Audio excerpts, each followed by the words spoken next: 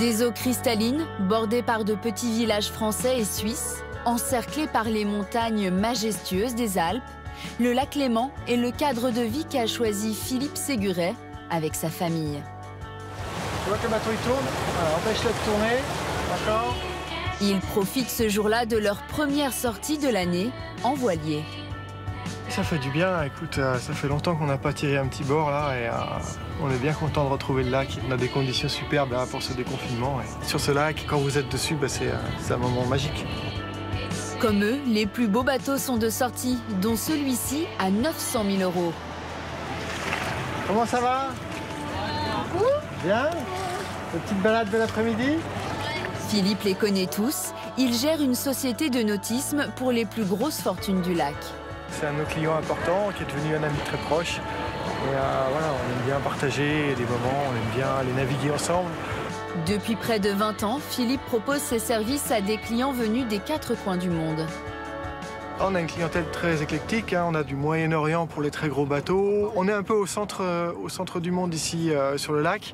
On a la chance d'avoir Genève, qui est une ville qui attire beaucoup de monde, avec un grand aéroport. Et les gens viennent de partout. C'est très prisé pour les gens discrets. C'est le lac naturel le plus grand d'Europe, 58 000 hectares d'étendue d'eau. Il est souvent comparé au sud de la France pour sa douceur de vivre. Sa confidentialité attire une clientèle internationale. Phil Collins y habite. Prince s'en est inspiré pour une chanson. Entre luxe et paysages de cartes postales, nous vous emmenons à la découverte du lac le plus glamour d'Europe, le Léman.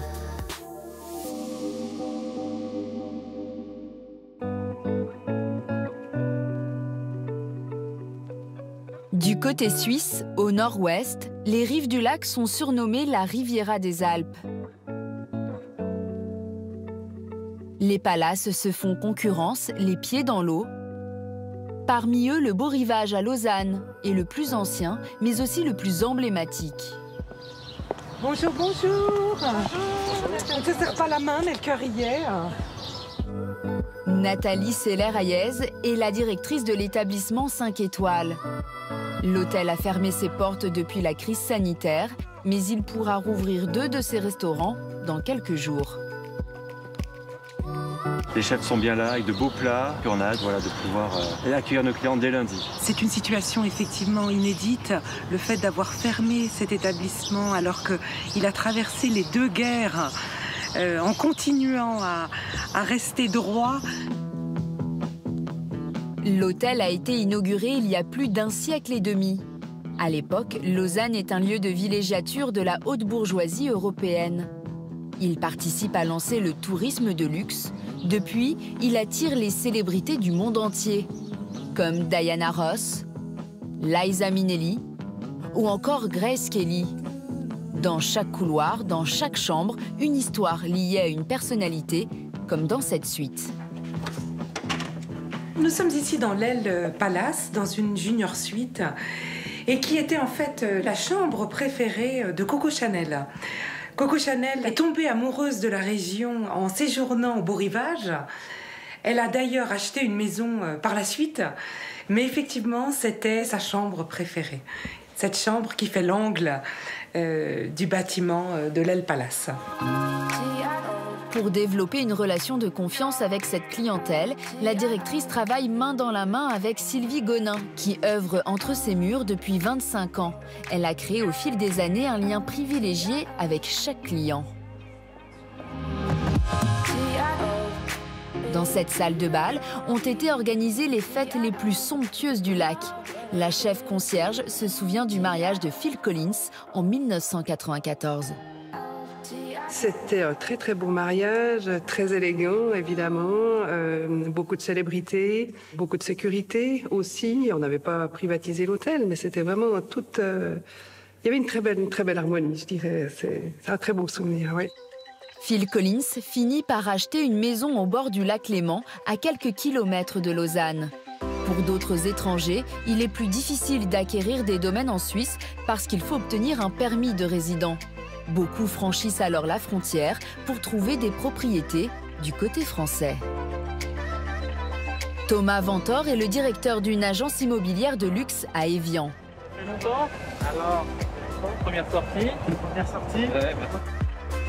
Ce jour-là, en compagnie de son collègue Thibaut, ils partent faire un tour du lac et repérer des propriétés qui pourraient les intéresser.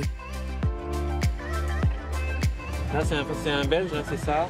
Il y a des résidents européens. Là, c'est le terrain qu'on a vendu l'année dernière.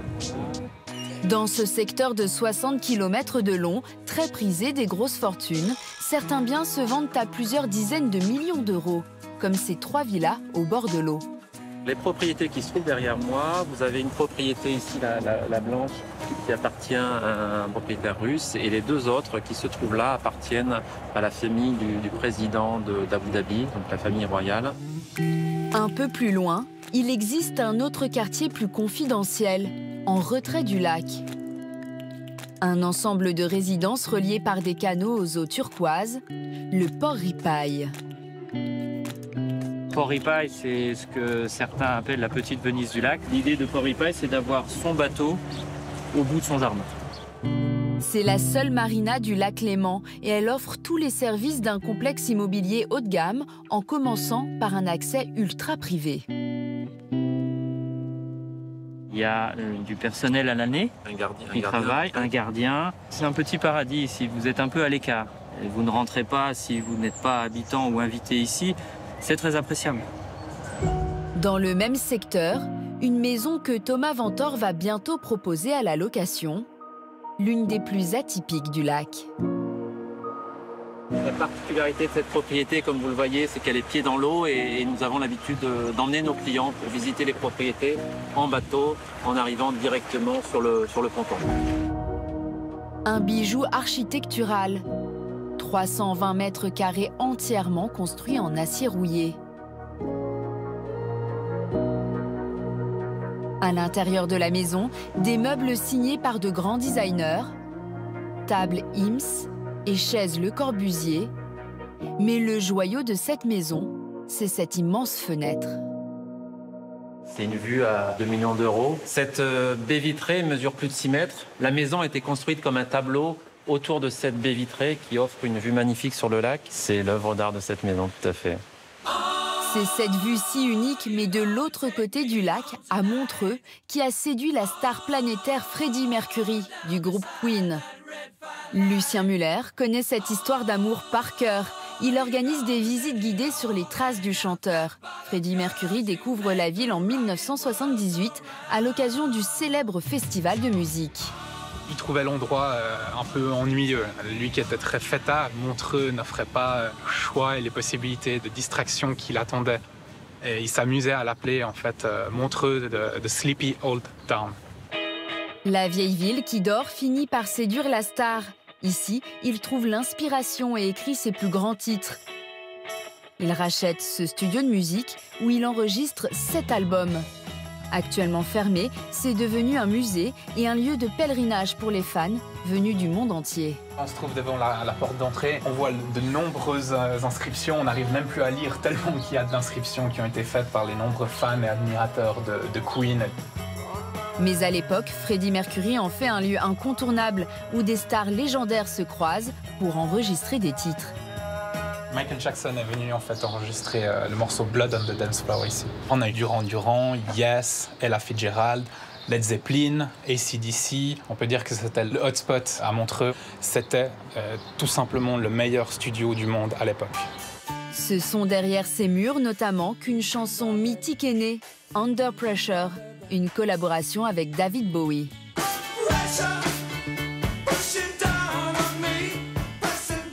Le groupe, un soir, travaillait dans le studio avec David Richards, leur ingénieur du son. Ce dernier a tout simplement eu vent de la présence de David Bowie à Montreux. Il l'appelle et vient nous dire bonjour au studio. David Bowie débarque au studio, voit le groupe Queen en train de travailler sur un album. Et tout naturellement, il se met à jammer avec eux jusqu'au bout de la nuit. Et cette folle soirée, en fait, donnera naissance à Under Pressure. Mais si les stars ont fait la renommée du Léman, certaines y viennent plus discrètement, voire clandestinement. Entre le lac et les montagnes, une clinique ultra privée pour célébrités et grosses fortunes soigne les addictions dans la plus grande discrétion. C'est la première fois que la directrice, Inès Santiago, autorise des caméras à y pénétrer. C'est un endroit très privé et confidentiel pour les patients. Et on doit le garantir à tout moment. Si nous avons ouvert nos portes aujourd'hui, c'est parce que c'est une occasion spéciale. À cause du virus, nous avons dû fermer temporairement. Il faut débourser 180 000 € le mois pour un programme entier. Alors à ce prix-là, l'identité du patient ne doit pas filtrer.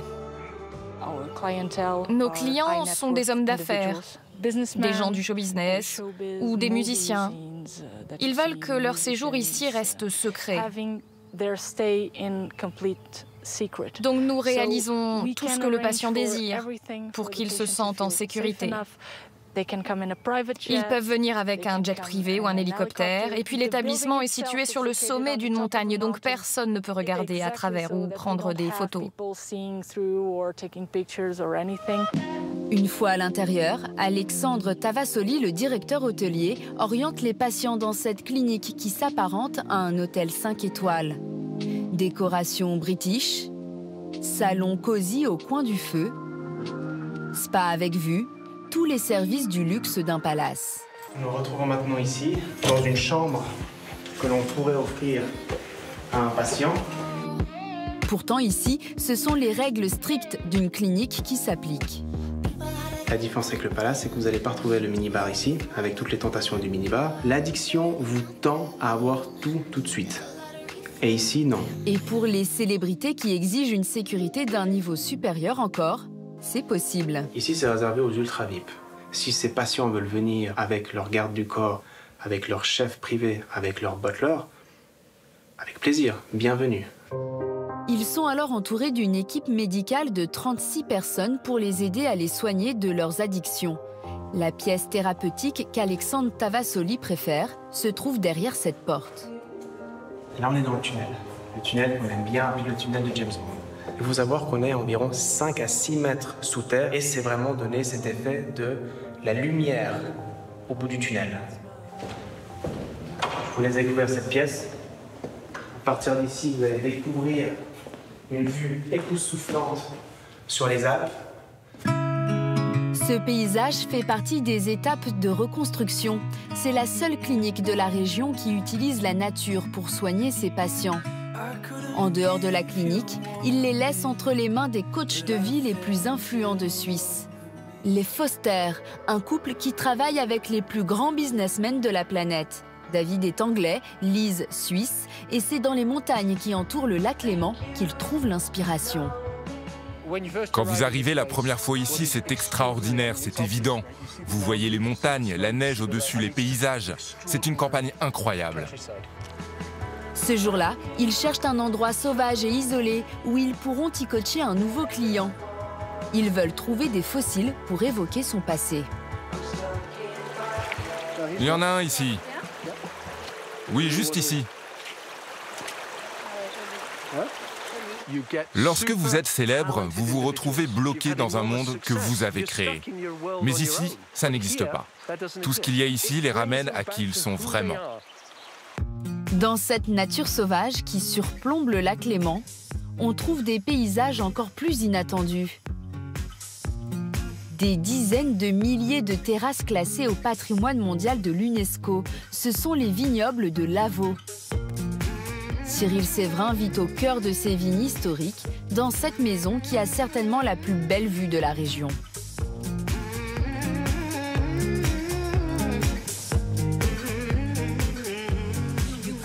Alors là, c'est le dernier petit cadeau que je me suis fait il y a quelques années.